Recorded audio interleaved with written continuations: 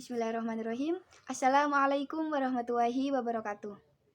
Dalam 7 menit ke depan, saya akan menyampaikan kajian Islam yang berjudul Manusia hanya diciptakan untuk beribadah kepada Allah Subhanahu wa Ta'ala. Nah, di mana di dalam judul tersebut atau tema tersebut, saya mengambil satu referensi di dalam buku ini. Ini judulnya Sultan Fatah.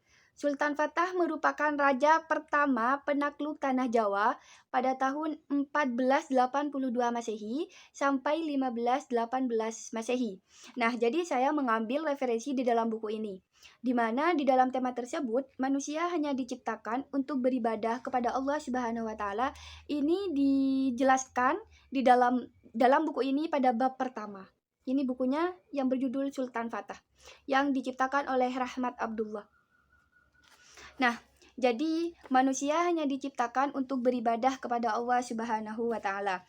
Tujuan diciptakannya manusia dan seluruh makhluk ini hanya untuk beribadah kepada Allah Subhanahu wa Ta'ala dan tidak boleh menyekutukannya dengan sesuatu apapun. Dan ini sudah jelas dan ini sudah terbukti. Allah juga berfirman di dalam Quran surah Az-Zariyat ayat 56, Allah telah berfirman, di mana firman-Nya Allah itu yang berbunyi, Bismillahirrahmanirrahim, wa ma khalaqtul jinna wal insa illa liya'budun. Dan aku tidak menciptakan jin dan manusia, melainkan hanya mereka beribadah kepadaku. Nah, ini sudah jelas buktinya Allah menciptakan manusia dan seluruh makhluk hanya untuk beribadah kepada Allah saja dan dilarang menyekutukannya dengan sesuatu apapun. Nah, selain firman Allah yang Quran surat Az-Zariyat ayat 56 itu, ada juga Quran surat An-Nisa ayat 36 yang berbunyi Bismillahirrahmanirrahim wa'budullaha wa la tusyriku bihi syai'a. Maka sembahlah aku dan janganlah kalian menyekutukannya dengan sesuatu apapun. Nah, jadi ini sudah ayat ini dari firman Allah ini sudah menjadi satu kesatuan, bahwasanya intinya itu manusia dan seluruh makhluk ini diciptakan hanya untuk beribadah kepada Allah Subhanahu wa Ta'ala. Nah, jadi Allah menciptakan manusia ini dalam keadaan fitrah atau Islam, udah tauhid kepada Allah, udah bertauhid kepada Allah dan belum ternodai oleh kesyirikan, kemusyrikan dan seluruh kejahatan. Akan tetapi jika suatu hari orang tersebut terjerumus ke dalam kesyirikan, terjerumus ke dalam kemusyrikan, ada sebabnya juga. Bisa jadi karena sebab faktor orang tua ataupun faktor lingkungan sekitarnya. Tapi meskipun pada dasarnya manusia ini diciptakan udah suci, manusia diciptakan dalam keadaan tauhid kepada Allah, akan tetapi setan-setan dari jenis-jenis jin ini akan terus berusaha keras. Ini sudah terbukti dari dahulu hingga sekarang dan masa yang akan datang. Nah, karena tujuan dari mereka, setan-setan dan jin ini hanya ingin mengajak hamba-hamba Allah yang taat, hamba-hamba Allah yang soleh, ingin mengajak kepada keburukan, ingin mengajak kepada kesyirikan, kemusyrikan. Karena setan ini tidak mau menyembah kepada Allah, tidak mau bersujud kepada Nabi Adam. Makanya setan ini menjadi sampai sekarang setan ini dan jin akan terus menghasut diri manusia agar keluar dari ajaran-ajaran Allah Subhanahu wa Ta'ala. Mereka memerintahkan manusia agar tidak menyembah. Mereka memerintahkan manusia agar menyembah selain Allah, gitu. Berbagai strategi dan berbagai banyak cara yang mereka lakukan agar manusia mengikuti ajaran-ajaran mereka yang sesat. Dengan rahmat Allah dan karunia-Nya, Dia mengutus para rasul untuk menyampaikan risalah Islam, untuk menyampaikan dakwah Islam kepada mereka. Tujuannya untuk mengeluarkan mereka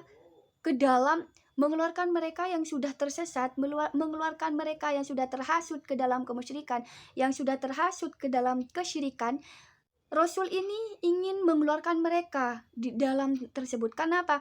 Karena Allah sangat membenci kepada seorang hamba yang sudah benar-benar taat, yang sudah benar-benar taat kepada Allah dan beribadah kepada Allah, akan tetapi diri seseorang tersebut belum beriman sepenuhnya kepada Allah Subhanahu wa Ta'ala. Jadi seperti itu. Maka dalam hal ini ada juga manusia yang tidak beriman kepada Allah, bahkan menyimpang dari ajaran Rasul, bahkan tidak mau mengakui bahwa Tuhannya hanya Allah saja. Mereka menyimpang dari ajaran Allah, tetapi Allah akan membinasakan orang tersebut. Allah akan memberikan azab yang sangat pedih, baik di dunia maupun di akhirat kelak. Jadi Allah mengutus para rasul untuk menyampaikan kajian Islam, untuk menyampaikan risalah Islam, untuk berdakwah kepada umat Islam, kepada seluruh umat agar tetap bersujud kepada Allah Subhanahu wa taala, dan di mana inti dakwah dari para nabi dan rasul itu hanya seruan beribadah hanya kepada Allah saja dan meninggalkan segala bentuk tagut. Inilah yang menjadi inti dakwah para nabi dan rasul. Nah, ini sudah sejak mulai Nabi Nuh, Nabi Lut, bahkan Nabi Ibrahim, bahkan Nabi akhir zaman Nabi Muhammad Shallallahu Alaihi Wasallam itu semuanya ini intinya itu inti dakwah beliau menyerukan kepada kaumnya agar beribadah hanya kepada Allah saja dan meninggalkan segala sesembahan lainnya, segala sesuatu yang sudah jelas-jelas dilarang oleh Allah Subhanahu wa taala. Oleh karena itu, persoalan mentauhidkan Allah ini dalam ibadah serta mengingkari segala sesembahan Allah adalah persoalan terbesar, persoalan penting, persoalan besar dan seluruh kehidupan manusia. Nah, jadi ini yang menjadi inti dari dakwah para nabi dan rasul sejak zaman dahulu hingga sampai sekarang dan diteruskan oleh penerus-penerus dakwah hingga sampai sekarang. Karena pada dasarnya kembali lagi ke tema, kembali lagi ke judul, bahwasanya manusia dan seluruh makhluk diciptakan hanya untuk beribadah kepada Allah Subhanahu wa taala dan tidak boleh menyekutukannya dengan sesuatu apapun. Bahkan ini sudah jelas-jelas ada firman Allah di dalam Al-Qur'annya juga. Jadi untuk manusia yang belum bisa berubah, yang belum menjadi hamba yang baik, yang belum berusaha menjadi hamba yang taat kepada Allah Subhanahu wa taala, bahkan masih menyimpang dari ajaran Rasul, masih menyimpang, masih melakukan hal-hal yang telah dilarang oleh Allah, yang sudah jelas-jelas dilarang oleh Allah, maka ingatlah bahwasanya azab Allah itu benar-benar nyata. Azab Allah itu benar-benar ada. Bahkan bukan hanya di akhirat saja, kita merasakannya di dunia. Akan tapi kita tidak paham, tidak mengerti, bahkan tidak merasakannya. Karena apa? Karena di dalam hati kita ini sudah jauh dari taat, sudah jauh dari Allah. Seperti itu. Persoalan tauhid dan syirik yang menentukan nasib manusia di akhirat kelak. Jadi pintar-pintarlah untuk berlomba-lombalah dalam hal kebaikan, berlomba-lombalah dalam hal beribadah kepada Allah Subhanahu wa taala. Karena apa? Balasannya bukan cuma di dunia akan tetapi indah akan di akhirat kelak.